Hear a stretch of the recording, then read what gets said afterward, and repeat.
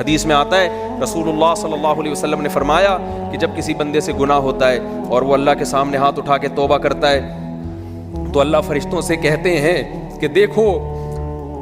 یہ مجھ سے توبہ کر رہا ہے نا، تو اس کو یقین ہے کہ کوئی خدا ہے، کوئی رب ہے جو اس کے گناہ پہ سزا بھی دے سکتا ہے اور معاف بھی۔ حالانکہ ابھی اللہ نے سزا دی نہیں ہے، کوئی نظر بھی نہیں آ رہی سزا اس کو یقین ہے کہ میرا کوئی رب ہے جو اس گناہ پہ سزا بھی دے سکتا ہے اور معاف بھی کر سکتا ہے، تبھی یہ مجھ سے گڑ گڑا کے معافی مانگ رہا ہے۔ تو میں اس کے عمل کی لاج رکھتا ہوں۔ اس کا یہ نہ بہت سے گناہ کرتے ہیں، نہیں ہاتھ اٹھاتے اللہ کے سامنے، اور اللہ کو دیکھنے کے بعد تو سارے ہی ہاتھ اٹھائیں گے، تو پھر تو سارے اٹھا لیں گے ہاتھ، توبہ کریں گے۔ اللہ کہہ رہے ہیں دیکھا نہیں ہے اس نے، میری آیات پر ایمان لایا ہے، میری نشانیاں دیکھ کر،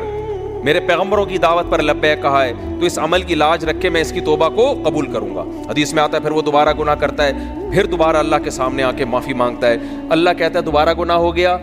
پھر معافی مانگنا اس کی علامت ہے، اس کو یقین ہے کہ میرا کوئی رب ہے جو گناہوں پہ سزا بھی دے سکتا ہے اور جزا بھی دے سکتا ہے، معاف بھی کر سکتا ہے، تو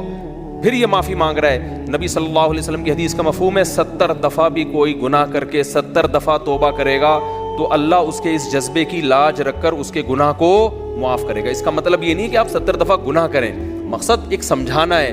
کہ توبہ میں تاخیر نہ کریں۔ تو اللہ معاف کیوں کر رہا ہے؟ اس کے اس توحید والے نظریے کی بیس پر کہ اس کو پتا ہے کہ مجھے گناہ معاف کروانے کے لیے میرے پاس اللہ کے سوا کوئی آپشن نہیں ہے، تو توحید اللہ کو بہت پسند ہے، شرک سے اللہ کو بہت زیادہ نفرت۔